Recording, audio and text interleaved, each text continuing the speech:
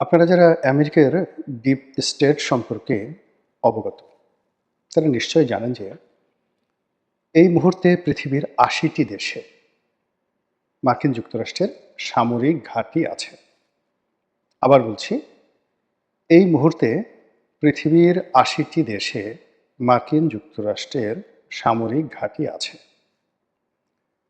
এটা হলো প্রকাশ্য আর্মি, তাদের সেনাবাহিনী এরকম ৮০টি দেশে ঘাঁটি গেড়ে বসে আছে। ফলে ওই দেশের অর্থনীতি, ব্যবসা বাণিজ্য, রাজনীতি মূলত আমেরিকার ইচ্ছায় চলে। এর বাইরে আমেরিকার একটা গোপন সেনাবাহিনী আছে, যেটিকে বলা হয় সিআইএ। আপনারা সারা দুনিয়াতে সিআইএর যে সফলতা এবং সিআইএর যে কার্যকারিতা এবং সেই সিআইএর গুরুত্বপূর্ণ ভূমিকার কারণে তাদের যে ডিপ স্টেট থিওরি, অর্থাৎ বিভিন্ন দেশে তাদের পছন্দ মতো সরকার পরিবর্তন করার ক্ষেত্রে যুদ্ধ ছাড়াই শুধুমাত্র গোপন আর্মি দিয়ে, অর্থাৎ সিআইএ দিয়ে কিভাবে একটি দেশের সরকার পরিবর্তন করা যায় তার জ্বলন্ত দলিল হলো সিআইএর ইতিহাস।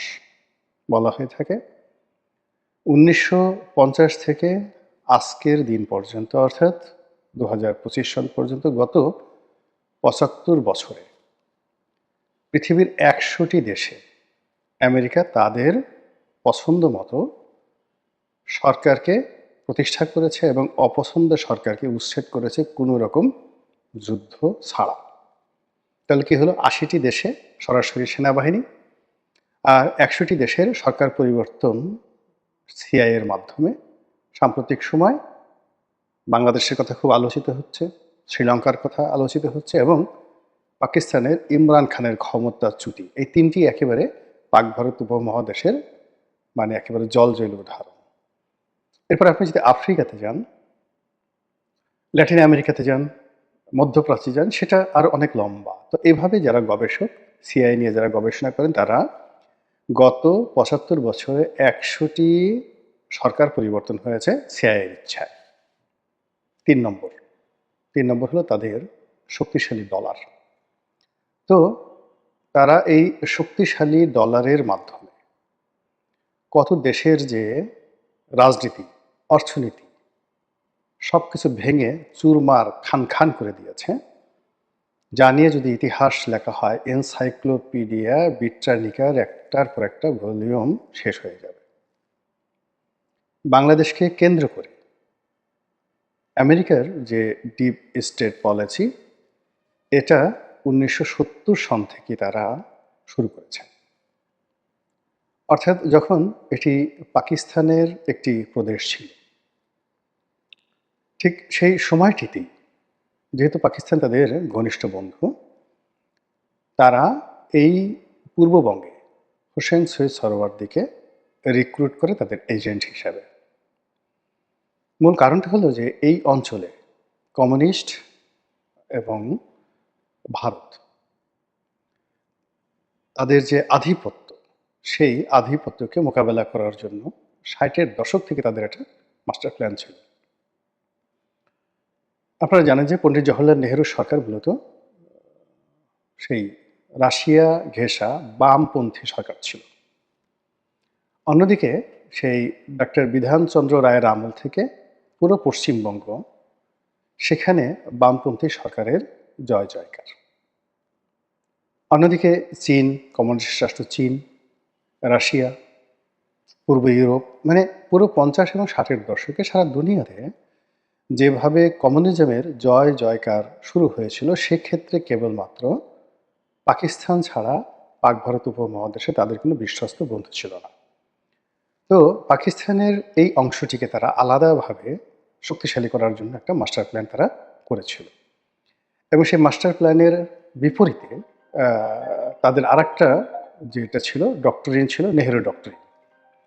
তো সেই নেহেরু ডক্টরিন যেটা ছিল, সেই নেহেরু ডক্টরিন ব্যর্থ করে দেওয়ার জন্য, সেই নেহেরু ডক্টরিন ব্যর্থ করে দেওয়ার জন্য প্রাণান্ত চেষ্টা করেছিল আমেরিকা। সেই একদিকে কমিউনিজম, অন্যদিকে নেহেরু ডক্টরিন, এর মধ্যে টানা হেঁচড়ার মধ্যে যখন আমাদের মহান মুক্তিযুদ্ধ শুরু হয়ে গেল, সেটাকে বানচাল করে দেওয়ার জন্য তারা ৭ম নৌবহর পাঠানোর সিদ্ধান্ত নিল। রাষ্ট্রটি স্বাধীন হলো, এটাকে বটমলেস বাস্কেট আখ্যা দিয়ে, তলাবিহীন ঝুড়ি আখ্যা দিয়ে বঙ্গবন্ধু সরকারকে ব্যর্থ করার, শেষ করে দেওয়ার সর্বোচ্চ চেষ্টা এবং তদবির তারা করা শুরু করলো এবং তারা সফল হলো ৭৫ 15 আগস্টের মাধ্যমে।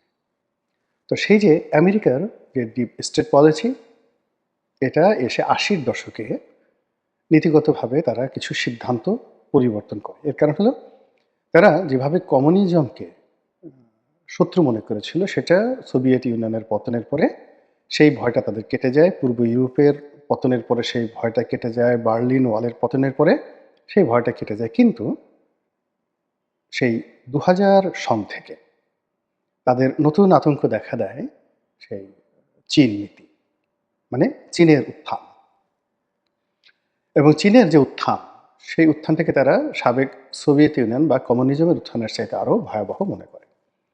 ফলে চীনকে এই অঞ্চলে ঠেকানোর জন্য তারা একদিকে আফগানিস্তানে তাদের ঘাঁটি পাতে, অন্যদিকে তারা দেদারসে অর্থ বিনিয়োগ করে পাকিস্তানের সেনাবাহিনীর উপরে অবিচ্ছেদ্য কন্ট্রোল তারা স্থাপন করে চীন এবং ভারতের সঙ্গে একটা ব্যালেন্স তৈরি করার জন্য।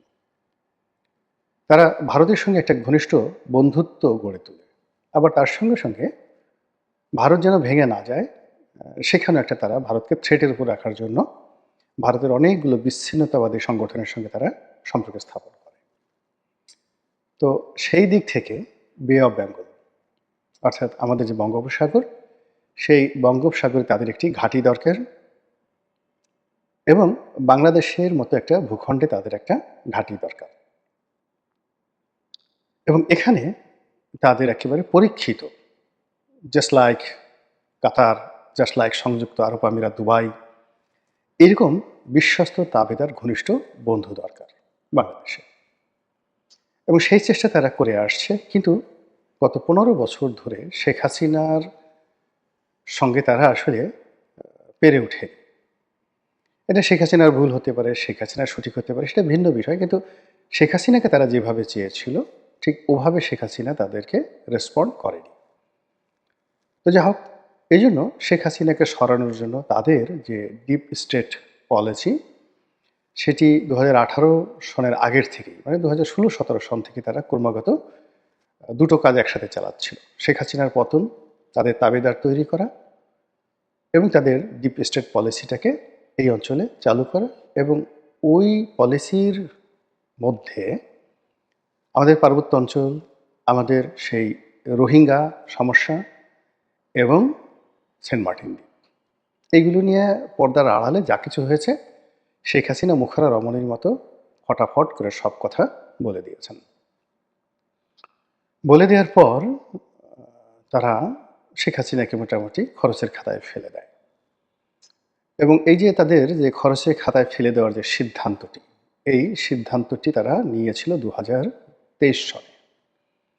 এবং 2023 সনে এই বাংলায় তারা যে সকল এজেন্ট নিয়োগ করেছিল, যে সকল তাদের মুখপাত্র ছিল, তাদের মুখোশ সাম্প্রতিক সময় খুলতে শুরু করেছে এবং তাদের অনেক কথা এখন তাদের নিজের মুখ দিয়েই তারা বের করে দিচ্ছে। তো এনিওয়ে, আমরা যারা প্রকাশ্যে কথা বলতাম সেই প্রথম থেকেই, 2009 থেকেই প্রকাশ্যে কথা বলতাম, আমরা আমেরিকার এই যে অবস্থান, এই অবস্থানটা বুঝতে পেরেছিলাম এবং আমরা দেশের পক্ষে অবস্থান নিয়ে সরকারকে সতর্ক করেছি, জনগণকে সতর্ক করেছি এবং এখনও কিন্তু আমরা সেই কাজটি করে যাচ্ছি। ফলে আমাদের মতো কিছু মানুষ যারা সকল পক্ষের শত্রুতে পরিণত হয়েছে, অর্থাৎ আমেরিকার যেভাবে শত্রু, ভারতের শত্রু, শেখ হাসিনার শত্রু, আবার এখন ডক্টর মোহাম্মদ ইউনূসের সরকারের শত্রু না হলেও বন্ধু হওয়ার মতো কোনো রকম যে যোগ্যতা, এটা আমাদের মধ্যে হয়নি কয়েকজনের মধ্যে। ফলে আমরা আমাদের মতো বলে যাচ্ছি। কিন্তু এর মধ্যে একটার পর একটা দুর্ঘটনা ঘটে যাচ্ছে। এই যে জুলাই আগস্ট বিপ্লব হলো, সেই বিপ্লবের পর একটি বছর চলে গেল, এখন আবার নতুন করে 2025 সনের জুলাই এসেছে এবং এই সময়টিতে অনেক নিত্য নতুন কথা বের হয়ে যাচ্ছে।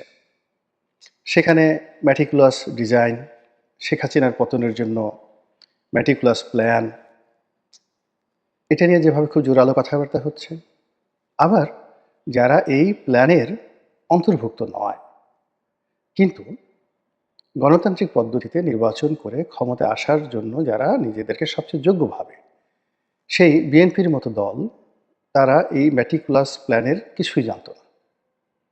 তারা বড় জোর দিল্লির সঙ্গে একটু ঘোরাফেরা করতো, তারা বড় জোর একজন রাষ্ট্রদূতের সঙ্গে একটু বৈঠক করতো, পিটার ডি হাসের সঙ্গে অর্থাৎ মার্কিন রাষ্ট্রদূতের সঙ্গে যদি তাদের একটা ডিনার হতো, পিটার ডি হাসের সঙ্গে তাদের কোনো আলাপ আলোচনা হতো, ওটাকে তারা মনে করতো একটা বিশাল বিজয়। কিংবা ব্রিটিশ রাষ্ট্রদূত সারা কুকের সঙ্গে তাদের কোনো বৈঠক হয়েছে, ওটাকে তারা সফলতা মনে করতো। কিন্তু এর পেছনে যে জর্জ সরোজ রয়েছে, এর পেছনে যে হাজার হাজার কোটি টাকা বিনিয়োগ হয়েছে এই বাংলায়, এটা আমাদের মতো চুদু পাবলিক দূর থেকে শুনেছেন কিন্তু চোখে দেখেননি। কিন্তু যারা চোখে দেখেছেন তারা এখন যে বিপদ বিপত্তির মধ্যে পড়েছেন। আর অন্যদিকে যারা এই চুদু পাবলিক, যা সরোজের এই টাকার সন্ধান পাননি, মোসাদের এজেন্ট হতে পারেননি, মোসাদের টাকা পাননি, তারা এই যে ম্যাটিকুলাস ডিজাইন এবং আমেরিকার যে পরিকল্পনা, সেই পরিকল্পনাটা এখনও তারা আত্মস্থ করতে পারছেন না। ফলে কি হলো, পুরো রাজনীতির ময়দানটা এখন ঘোলা হয়ে যাচ্ছে। ঘোলা হয়ে এখানে কে ভারতের দালাল, কে মোসাদের এজেন্ট, কে জর্জ সরোজের এজেন্ট, কে আমেরিকার এজেন্ট, কে জঙ্গি, কে আইএসের এজেন্ট, এসব নিয়ে কাদা ছোড়াছুড়ি, জঘন্য পর্যায়ের কাদা ছোড়াছুড়ি শুরু হয়ে গেছে বাংলায়। এবং এরই মধ্যে যারা বিনিয়োগ করেছেন তাদের বক্তব্য হলো, মাল দাও, করেই ফেলো, যা কিছু করেছি তার প্রতিদান দাও। এবং এটা স্বাভাবিক। আপনারা জানেন যে মীর জাফরের পেছনে বিশাল ইনভেস্টমেন্ট ছিল জগৎ শেঠের। আর জগৎ শেঠকে দিয়ে এই ইনভেস্টমেন্টটা করিয়েছিল ব্রিটিশ ইস্ট ইন্ডিয়া কোম্পানি। এবং ব্রিটিশ ইস্ট ইন্ডিয়া কোম্পানির যে মাদ্রাজ অফিস, তাদের দুটো হেডকোয়ার্টার ছিল পাক ভারতে। একটা হলো মাদ্রাজে, আর একটা হলো ফোর্ট উইলিয়াম কলকাতাতে। কলকাতাটা তুলনামূলকভাবে ছোট অফিস ছিল। তো মাদ্রাজ অফিসের যিনি সামরিক প্রধান ছিলেন, সেটা হলো কর্নেল এই যে আমাদের রবার্ট ক্লাইভ। তো রবার্ট ক্লাইভকে বিশেষ দায়িত্ব দিয়ে পাঠানো হয় ফোর্ট উইলিয়ামে, অর্থাৎ কলকাতার দায়িত্বে। এবং সেখানে তাদের মধ্যে যে চুক্তি হয়, অর্থাৎ জগৎ শেঠ, রায়দুল্লভ, ইয়ার লতিফ, মীর জাফর, এদের মধ্যে যে চুক্তি হয়, সেই চুক্তির জন্য যে আর্থিক বিনিয়োগ সেটা জগৎ শেঠ করে, আর সামরিক বিনিয়োগ যেটা আছে সেটা ইস্ট ইন্ডিয়া কোম্পানি করে। তো যখন যুদ্ধে জয়লাভ করল ইস্ট ইন্ডিয়া কোম্পানি, তখন মীর জাফরকে এর উপর চাপ প্রয়োগ করা হলো, ঠিক আছে তোমাকে দেওয়ানি দেওয়া হলো, এখন আমাদের এই যুদ্ধের খরচ দাও, টাকা দাও। এবং ওই জমানাতে যখন সোয়া ভরি, একটা গিনি মুদ্রার, স্বর্ণ মুদ্রার যে ভ্যালু ছিল সোয়া ভরি, অর্থাৎ এখনকার টাকার ধরুন অলমোস্ট 2 লাখ টাকা। 24 ক্যারেটের সোয়া ভরি স্বর্ণের দাম এখন প্রায় 2 লাখ টাকা।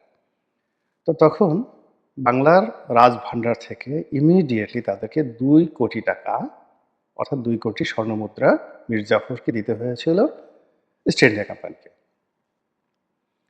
আর এই যে টোটাল যে ব্যাংকিং ব্যবস্থা, আজকে যেমন এসালম, তারপর শেষে ধরেন অন্যান্য যে ব্যাংক দানবরা রয়েছে, ঠিক ওই জমানাতে পুরো বাংলা, বিহার, উড়িষ্যার যে ব্যাংকিং ব্যবস্থা, রাজস্ব ব্যবস্থা, এটার একছত্র আধিপত্য, ব্যবসা বাণিজ্যের আধিপত্য ছিল জগৎ শেঠ এই পরিবারের। তো তারাও সেই রাষ্ট্রের কাছে চেয়ে বসলো, এবং এটার চাপ সামাল দেওয়ার মতো অবস্থা বাংলাদেশের রাজস্ব ব্যবস্থার ছিল না, মীর জাফরের ছিল না। ফলে কি হলো, ইস্ট ইন্ডিয়া কোম্পানির সাথে মীর জাফরের বিরোধ শুরু হয়ে গেল। বিরোধ মানে কি, মানে অপারগতা, আর সে পারছে না। ফলে কি হলো, মীর জাফরকে সরিয়ে বসানো হলো সেই মীর কাসিমকে। মীর কাসিমও পারছিলেন না। তখন মীর কাসিমকে আবার যুদ্ধে পরাজিত করে আবার মীর জাফরকে বসানো হলো, এবং তাকে পুতুল বানিয়ে পুরো রাজস্ব ব্যবস্থাটা নিয়ে গেল সেই ইস্ট ইন্ডিয়া কোম্পানি। তো এরকম মানে এই যে ডিপ স্টেট বলতে যা বোঝায়, অর্থাৎ একটা দেশে যখন সরকার পরিবর্তন হয়, তার পেছনে যারা করে তাদের দেনা পাওনা থাকে। তো এক্ষেত্রে আমাদের এই বাংলাদেশের শেখ হাসিনার যে পতন, এই পতনের পেছনে যে ডিপ স্টেট রয়েছে তাদের দেনা পাওনা তো অবশ্যই আছে। সেই দেনা পাওনাগুলো কি? সেই দেনা পাওনাগুলো নিয়ে যা আলোচনা হচ্ছে, যা কথাবার্তা হচ্ছে, সেগুলো তো পিলে চমকানোর মতো। যাদের মধ্যে ন্যূনতম দেশপ্রেম আছে, যাদের মধ্যে জাতিসত্তা বোধ আছে, যাদের মধ্যে মানচিত্রের প্রতি ভালোবাসা আছে, পতাকার প্রতি অনুরাগ আছে, প্রতিটি মানুষের হৃদয় ঠিক বিষাক্ত হয়ে গেছে। প্রতিটি মানুষের হৃদয় ফুটো হয়ে গেছে, সেখান থেকে রক্ত বের হচ্ছে, যে কথাগুলো শোনা যাচ্ছে না।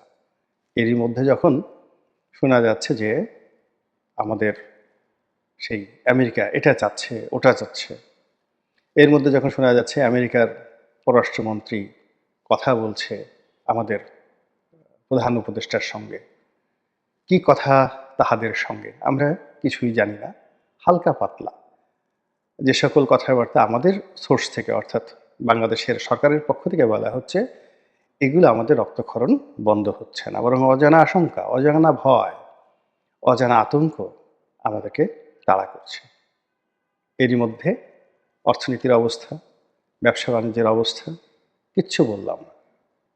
আপনারা শুধু নিজেদের বুকে একটু হাত দেন, নিজেদের ঘরে একটু খোঁজ নেন, ব্যাংকের খোঁজ নেন, তাহলে বুঝতে পারবেন যে বেদনা কোন পর্যায়ে পৌঁছায় গেছে। একজন বিখ্যাত লোকের একটা বাণী শুনছিলাম, খুব বিখ্যাত একজন ব্যক্তি, আমি এই মুহূর্তে তার নামটা মনে করতে পারছি না। ভিন ডিজেল নাকি সেই ওয়াশিংটন, তার একটা জাস্ট ভয়েস। তো সেখানে যে বক্তব্যটা সেটা হলো, যখন আপনার ব্যাংকে পর্যাপ্ত টাকা থাকবে, অর্থাৎ ঘরে টাকা থাকবে, আপনি ক্ষুধার্ত থাকেন কিন্তু আপনার ক্ষুধা লাগবে না, আপনার পেটে খাবার নেই কিন্তু আপনার কোনো টেনশন হবে না। কিন্তু যখন আপনার ব্যাংকে টাকা থাকবে না, আপনি সকালবেলা নাস্তা করেছেন কিন্তু ১ ঘন্টার মধ্যে আপনার ক্ষুধা লেগে যাবে, এবং ক্ষুধার আতঙ্কে আপনার মস্তিষ্ক কোনো কাজ করবে না। এখন আমরা যারা ১৮ কোটি জনগণ, খেটে খাওয়া মানুষ, আমাদের তো লন্ডন আমেরিকাতে ব্যবসা বাণিজ্য নেই। এ রাষ্ট্রের যতটুকু আমাদের সামর্থ্য আছে আমরা তো দিয়েছি, রাষ্ট্র থেকে আমরা কিচ্ছু নেইনি, আমজনতা আমরা কিছু নেইনি। আমাদের রিকশাওয়ালা একটা বিড়ি খায়, সে রাষ্ট্রকে টাকা দেয়। একজন বুয়া সে জর্দা খায়, সে রাষ্ট্রকে টাকা দেয়, এবং সেই টাকা দিয়েই কিন্তু বন্দুক, বোমা, গুলি কেনা হয়। সেই টাকা দিয়েই আমাদের পররাষ্ট্র উপদেষ্টা, আমাদের প্রধান উপদেষ্টা, আমাদের সাবেক প্রধানমন্ত্রী, আমাদের রাষ্ট্রপতি বিদেশে যায়। এই দৈনিক সেই ১০ লাখ টাকা রুম ভাড়া, এরকম ভাড়া হোটেলে থাকে আমাদের টাকা দিয়ে। আমরা এই রাষ্ট্র থেকে শুধু একটু নিরাপত্তা চাই। তো সেই রাষ্ট্রের মধ্যে যখন শকুনের সেই থাবা পড়ার আশঙ্কা দেখা দেয়, তখন অনেকেই রুরাল দেওয়ার জায়গা থাকে। আমরা কোথায় যাব বলেন? আল্লাহ আমাদের সবাইকে হেদায়েত দান করুন এবং হেফাজত করুন। আসসালামু আলাইকুম ওয়া রাহমাতুল্লাহি ওয়া বারাকাতুহু।